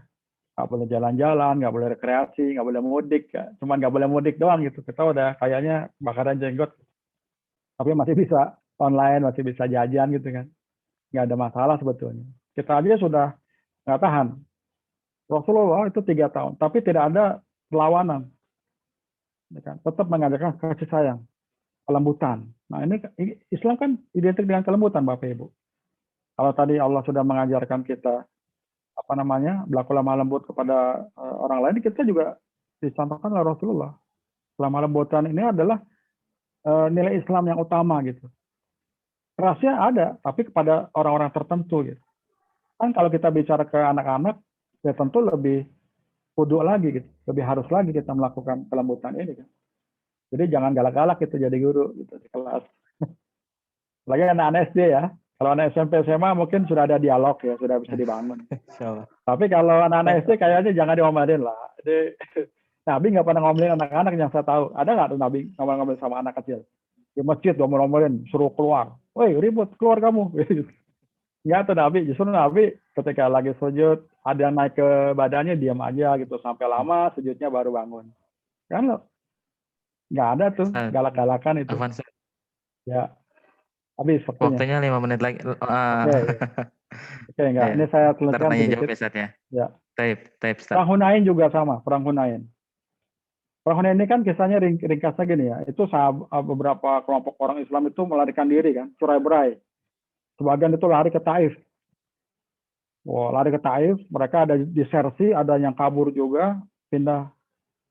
Kemudian lawannya itu juga cerai-berai juga, sebetulnya kalah juga gitu. Tapi karena telah dipukul balik oleh Rasulullah. Dan di sini Rasulullah tidak marah kepada orang-orang yang kabur, disersi. Bahkan Ummu Sulaim itu ngusulin agar itu dibunuh tuh orang-orang lari, ya, disersi. Kata Rasulullah nggak mau membunuh mereka, dimaafkan. Ya kan? Mereka sudah cukup, ya. Allah sudah cukupin mereka dan mereka sudah berbuat baik, ikut dari awal, gitu. Meskipun akhirnya kabur. Kemudian suku Hawazin dan Sakif, Bani Sakif, lari ke Taif, dikepung Taif, juga Rasul tidak dan akhirnya Rasul tidak bisa menembus benteng Taif itu ya. Kemudian akhirnya Rasul kembali mundur karena tidak berhasil menembus. Padahal sahabat mengusulkan agar didoakan aja Rasul supaya binasa mereka. Rasulullah nggak mau mendoakan itu kepada orang-orang Taif itu. Meskipun dulu orang Taif juga pernah menyengsarakan beliau. Jadi pemaafnya itu luar biasa beliau ketimbang kemarahannya. Kemarahannya pun karena hal-hal tertentu dan itu sangat spesifik banget. Jadi Rasul bukan orang yang tukang marah. Gitu. Kalau tukang marah itu luar biasa ya, mendingan tukang bakso daripada tukang marah. So ya, ini kisahnya banyak nih. Bagaimana sebetulnya perilaku Rasul ketika mereka berhadapan sama orang-orang yang tadi. Dan mereka akhirnya dengan kelemahan iman mereka itu, kemudian Rasul bagi-bagi ghanimah kan. Bagi-bagi ghanimah, setelah perang Hunain membagi-bagi ghanimah kepada, tapi orang-orang Ansor itu dibaginya sedikit. Ya kan? Dibaginya sedikit, nggak banyak. Sedangkan orang-orang yang tadi ditaklukkan itu, dari Bani Hawazin dan Sakif, Bani Sakif itu dikasih ghanimah 100 ekor onta. Wah, luar biasa. Satu Ferrari itu ya, satu ekor onta itu satu Ferrari berarti kalau zaman sekarang harganya bisa ratusan juta gitu kan. 100 ekor onta itu setara dengan mobil mewah barangkali, ya kan, luar biasa gitu. Jadi banyak tokoh-tokoh yang beragama Islam diberikan, tetapi orang-orang Ansor itu tidak dibagi secara jumlah yang besar gitu. Ini juga cerita ya. Jadi bagaimana ada pihak yang mengkritik Rasulullah agar Rasul berlaku adil. Rasul, kalau aku nggak adil, siapa lagi yang adil di muka bumi? Gitu ya. Kata Rasulullah, aku berlindung kepada Allah sebab orang-orang yang akan mengatakan bahwa aku membunuh sahabatku sendiri, orang-orang ini dan teman-temannya membaca Al-Quran tetapi tidak melampaui kerongkongan dan mereka keluar dari Islam secepat keluar anak panah dari busurnya. Itu jadi bagaimana itu terjadi ketika Rasulullah itu dianggap tidak berlaku adil. Karena Rasul lebih banyak memberikan ghanimah kepada pihak lain yang baru masuk Islam. Ya, ini ikhwatillah gambaran Bapak Ibu sekalian ya. Kemudian terakhir Rasulullah akhirnya berbicara kepada Ansor. Ansor itu agak galau karena Rasul tidak membagi ghanimah kepada mereka secara signifikan. Ya kan? Kata Rasulullah, bukankah engkau dulunya berpecah belah kemudian aku damaikan? Bukankah dulunya kalian tersesat kemudian aku berikan Islam kepada kalian? Kata Rasulullah, bisa saja kalian bicara kepada aku saat ini bahwa bukankah engkau dulu susah kemudian kami bantu? Nah, gitu ya. Jadi Rasul itu mencoba merefleksikan kegalauan orang-orang Ansor ini. Ya kan? Jadi kira-kira begitu. Bukankah dulu engkau itu diusir dari kaummu dan kami menampung kalian, menampung engkau ya Rasulullah. Kira-kira begitu. Jadi bagaimana Rasulullah berdialog dengan orang-orang Ansor yang mereka agak galau, tapi dengan kelemah lembutan itu akhirnya orang Ansor itu menyadari bahwa keputusan Rasul itu keputusan yang tepat. Saya rasa itu ya.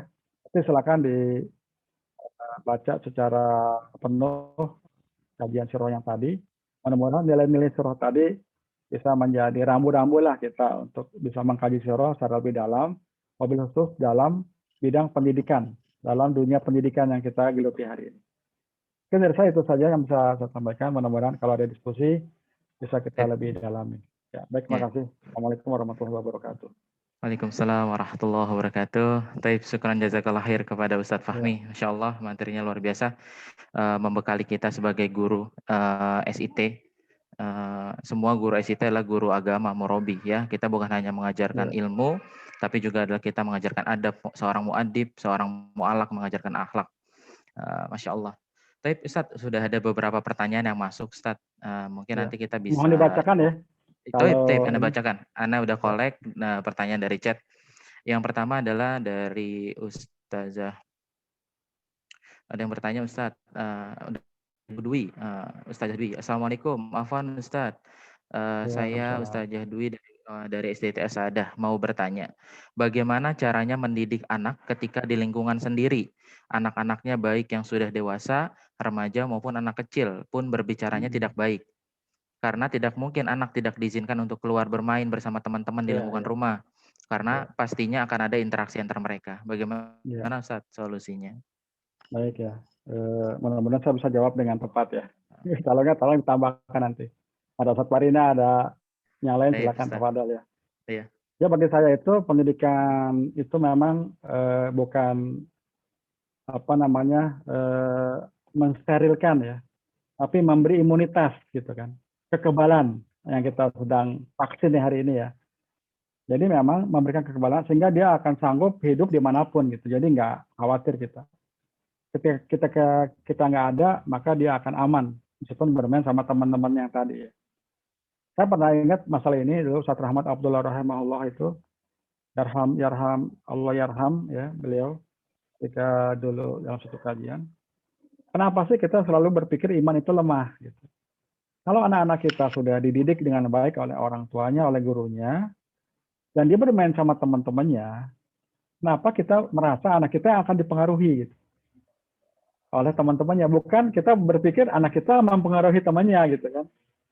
Jadi kalau kita sudah mendidik anak dengan baik, apalagi dibantu dengan guru di sekolah, orang tua di rumah, udah lengkap ya kan. Jadi kita yakin iman itu lemah dan kebatilan itu iman itu kuat, kebatilan itu lemah. Kebenaran itu kuat, kebatilan itu lemah. Kita yakin itu kan. Kalau anak kita punya keimanan yang bagus, maka dia akan melakukan tadi amar ma'ruf nahi mungkar. Para ummah itu mampu memberikan amar ma'ruf nahi mungkar karena keimanan mereka gitu kan. Sehingga kita nggak usah khawatir. Mungkin saja anak kita yang merubah mereka gitu. Itu dalam bahasa positifnya, dalam bahasa optimisnya gitu ya. Tapi dalam hal lain kita juga nggak pede apa kita sudah didik anak kita dengan tepat atau enggak gitu. Khawatir anak kita terpengaruh karena kita pendidikannya belum sempurna gitu kan. Nah, barangkali itulah pentingnya melakukan dialog tadi. Wasawirhum fil amri, ajak ngobrol. Jadi apapun pengalaman yang didapatkan di luar tersampaikan ke kita di rumah. Gitu. Tadi main sama siapa, main apa, di mana gitu. Nggak ada sembunyi-sembunyi. Jadi kita kasih dia main lah nggak apa-apa, jangan di rumah terus. Tapi ketahuan mainnya di mana. Oh, main PS ya, PlayStation. Ya, kasih tahu itu jangan. Omelin nggak apa-apa. Orang tua boleh ngomelin. Yang nggak boleh guru. Guru nggak boleh ngomelin. Kalau orang tua boleh ngomelin anaknya. Bahkan dipukul pakai sapu boleh. Yang mukul pakai sapu itu bukan guru, tapi orang tuanya gitu. Kalau guru nggak ada hak kita mukul anak yang nggak sholat 7 tahun, 10 tahun kan pakai sapu kata Rasul. Kalau guru nggak berhak, yang berhak itu orang tua. Jadi yang berhak ngomelin hanya orang tua, bapak ibu. Jadi kalau guru jangan. Apalagi zaman sekarang orang tuanya nggak terima, wah dilaporin ke Komnas HAM gitu, Komnas Ibu dan Anak, Perlindungan Komnas anak. Perlindungan Ibu dan Anak, wah bisa ramai kan, SDIT kita gitu kan diperkarakan. Bukan karena kita takut, bukan, karena memang prinsip Islam gitu kita melakukan hal ini ya, Islam. Jadi Ibu siapa tadi? Kalau kita sudah pede, ini apa Ibu Dwi? Anak-anak kita main di luar, nggak usah khawatir anak kita akan terpengaruh. Bahkan anak-anak kita sudah dididikkan tentang ajak nilai-nilai dakwah kan, biasanya kan di SD itu kan, ajak sholat. Anak-anak saya juga kalau di rumah kan main sama temannya boleh, tapi dia harus main di wilayah yang kita bisa deteksi gitu. Kalau dia dipanggil kagak nyaut, wah berarti harus dicari itu. Dipanggil siapa gitu, Muhammad dicari. Terus nggak nyaut, wah berarti jauh ini mainnya nih, atau ngumpet. Nah kalau ngumpet atau jauh itu hati-hati lah. Kita cari aja. Main kalau perlu mainnya main di rumah kita aja. Kalau ada kesempatan, ya, kalau memungkinkan ya, terus main di rumah kita. Main di rumah kita, ketahuan kita kasih makanan, minuman itu anak-anak sekitar itu kan. Siapa gitu kita punya oleh-oleh dikit kasih, kan senang tuh anak-anak. Saya juga ingat tuh waktu saya kecil. Saya selama main di rumah tetangga, ya tetangga saya itu kalau kita main tuh anak-anak itu di rumah dia, wah kayaknya dia senang gitu, dia kasih kue, kasih sirup gitu kan, makan. Bahkan nginep di rumah dia malam-malam tuh kita kan. Nah kalau kita bisa buat rumah kita kayak gitu kan luar biasa. Jadi justru rumah kita jadi center of dari pusat perubahan gitu. Jadi anak-anak kumpul di rumah kita. Main anak kita di rumah kita kan aman buat kita juga. Apalagi sekarang nih musim PJJ, kasih wifi rumah kita kan, kalau ada kesanggupan gitu kan, kasih wifi, suruh belajar main di situ. Nah, kita bisa kontrol kan apa yang dilakukan oleh mereka gitu. Jadi ada kesempatan dakwah, anak-anak kita kesempatan bersosialisasi juga bisa gitu dan sebagainya. Itu sih masalah ini ya, nanti masalah sangat kasuistik ya. Tapi secara umum memang kita harus membangun kepercayaan diri bahwa ajaran Islam yang kita didik ke anak kita itu adalah Islam yang akan mampu menjadikan mereka khairul ummah tadi, yang punya nilai-nilai amar ma'ruf nahi mungkar. Saya rasa itu. Ya, baik Ustadz Fahmi atas penjelasannya. Mudah-mudahan Bu Dwi cukup jelas Ya, ya. mudah-mudahan pas ya. Ya, intinya adalah bagaimana kita memberikan bekal kepada anak kita agar anak-anak kita Ya. justru malah bisa mewarnai Tadi lingkungan kuncinya teman-temannya. itu adalah imunisasi, ya. Imunitas, bukan Betul. sterilisasi. Iya. Bukan dibersihkan, nggak boleh ada kekotoran, nggak boleh kotor. Wah, kalau itu nanti dia gampang sakit. Kalau anak yang terlalu bersih itu juga gampang sakit sebetulnya. Biarin ada virus dikit, tapi dicuci langsung, ditazkiyah oleh kita. Jadi anak kita salah nggak apa-apa. Salah sedikit, ya namanya anak-anak. Salah sedikit dikasih tahu. Nah, besok nggak boleh. Nah, itu akan terekam dalam otak mereka, dalam hati mereka. Apalagi kita kasih tahu dengan cara yang sangat pas gitu buat mereka. Akan didengar oleh mereka dan ditanam dan tertanam di hati mereka itu sampai mereka tua, Bang. Ya. Sekarang jazakallah Ustadz Fahmi. Ya, waktunya mungkin 5 menit lagi, cuman ada ya, satu baik. pertanyaan lagi, Ustadz. Ya, silakan. Assalamualaikum Ustadz, ini dari Ustazah Anis dari SDIT Waalaikumsalam. Al-Hikmah. Solusi apa yang bisa kita ganti dalam belajar offline tentang reward bintang, Ustadz, pemberian bintang maksudnya mungkin. Biasanya agar anak-anak menjadi tertib di kelas dan di mutabah murid, guru memberikan reward bintang gitu. Bagaimana Ustadz yang kita ganti ketika pembelajaran offline seperti ini caranya? Kalau sekarang online maksudnya ya? Online. Iya, bagaimana caranya Ustadz? Ya caranya bisa kirimin ini aja, kirimin paket sahabat ojol ke rumahnya hadiah. Itu bisa tuh menggantikan bintang gitu ya. Ya tapi uangnya uang sekolah gitu, kasih reward sekali-sekali. Atau apa namanya itu, dikasih pujian di video pakai Zoom kan kalau anak-anak, atau pakai Google Meet gitu. Ya dipuji, atau dia ditelepon khusus oleh gurunya ke rumah gitu kan, disapa ketika dia bukan di jam belajar gitu kan. Ini anak-anak yang menurut kita bagus ya, orang tuanya dikomunikasikan, Bapak Ibu alhamdulillah Ananda sekarang sudah ini gitu. Tapi teleponnya itu pribadi gitu ya, telepon pribadi, telepon sedikit ya, nggak usah lama-lama, 5 menit disapa orang tuanya. Insya Allah nanti kalau ada waktu kami silaturahmi ke rumah Bapak Ibu sekalian. Luar biasa gitu. Saya pernah dulu waktu kepala sekolah itu home visit ya. Ini di masa bukan pandemi ya. Tapi yang home visit itu kepala sekolah gitu. Kepala sekolah kita sama guru ya, sama wali kelas home visit ke rumah orang tua. Bukan yang bermasalah, bukan. Jadi karena memang anak ini ya ada prestasi, kita home visit datang ke rumahnya. Kalau mereka surprise orang tua itu kan. Nah, kalau sekarang mungkin nggak bisa home visit ya, kita disapa aja, telepon orang tuanya, dipuji anaknya, dipuji orang tuanya. Alhamdulillah, terima kasih Bunda yang sudah membantu kami di sekolah gitu. Semoga terus bisa berjalan baik kerjasamanya. Mungkin gimmick-gimmick kayak gitu penting ya. Bukan basa-basi bukan ya, tapi dari ketulisan kita gitu. Kalau pulsa ya nanti sekolah yang nanggung, Bapak Ibu nggak usah takut. Ada biaya home visit virtual gitu ya dari sekolah. Mungkin itu kira-kira mungkin idenya. Silakan nanti yang lain ngasih masukan lagi. Ustadz, awan. Satu lagi Ustadz ya, tanggung ya, 3. Ya, silakan. Dari Bu Nur Hasan ya, SDT Nurul Islam. Assalamualaikum Ustadz, izin bertanya. Bagaimana cara menyikapi orang tua yang abai dengan program yang dibuat sekolah dan membiarkan anaknya tidak mengikuti program sekolah tersebut? Mohon solusinya Ustadz. Pertama bersabar ya. Sabar, jangan cepat kesel. Ya kan kita lagi berdakwah nih Bapak Ibu ya. Ya kan, walaupun tafadzan bil qalbi lan fadu min hawli, kalau kamu keras, kasar gitu, mereka lari gitu. Apalagi ini orang tua kan. Nah, itu kan. Jangan, tapi diingetin aja. Kalau perlu ditelepon khusus saya kayak tadi yang saran saya sih. Misalkan kita tahu ada 1-2 orang tua yang abai ya. Abai kan berarti sengaja ya. Kalau nggak sengaja mungkin beda ya. Kalau abai sengaja, ya dikomunikasikan aja. Mohon maaf, Bunda, kok ini Ananda belum isi-ngisi ya, kenapa ya gitu ya. Apa mungkin karena kesibukan, tanya aja pelan-pelan gitu ya. Nanti didampingi oleh siapa gitu barangkali kan. Kalau perlu bertamu ke rumahnya aja nggak apa-apa gitu. Untuk lebih meningkatkan layanan kita ke orang tua kan. Ya minimal di telepon aja Bapak Ibu ya. Jangan dihukum lah ya anak-anak kita, apalagi PJJ ya. Ada mereka di sekolah, ada guru aja kadang-kadang mereka lupa gitu, susah. Apalagi di rumah ini. Orang tuanya juga sibuk dengan work from home-nya gitu kan.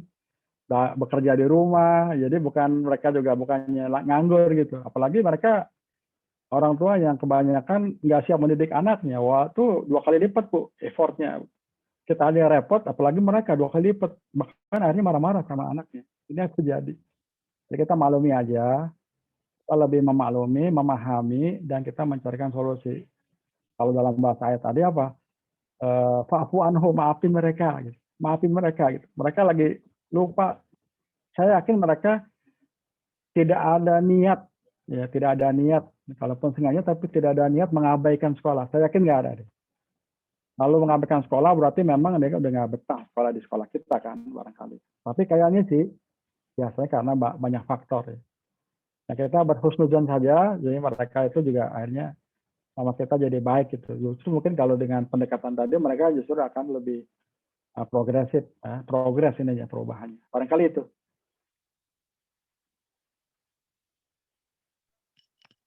Baik, syukran jazakumullah khair kepada Ustadz Fahmi dan Ustadz-Ustazah semua yang tadi sudah berpartisipasi.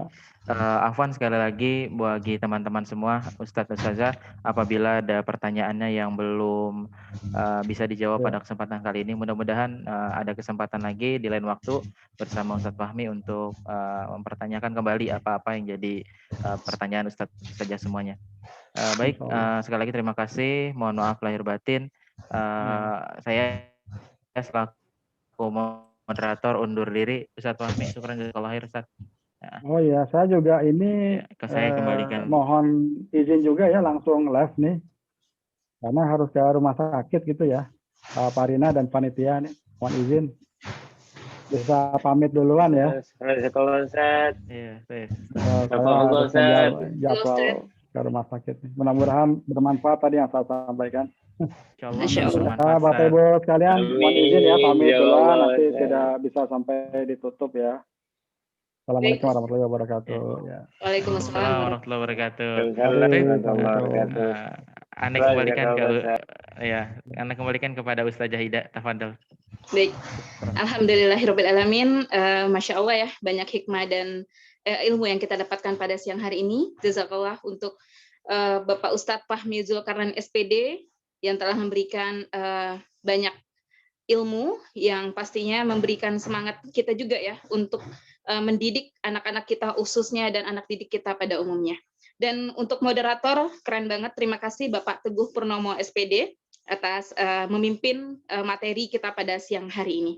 Baik Bapak Ibu yang dimuliakan Allah, acara kita alhamdulillah telah berakhir dan insya Allah kita akan bertemu minggu depan insya Allah putaran ketiga dalam kajian spesial Ramadan virtual.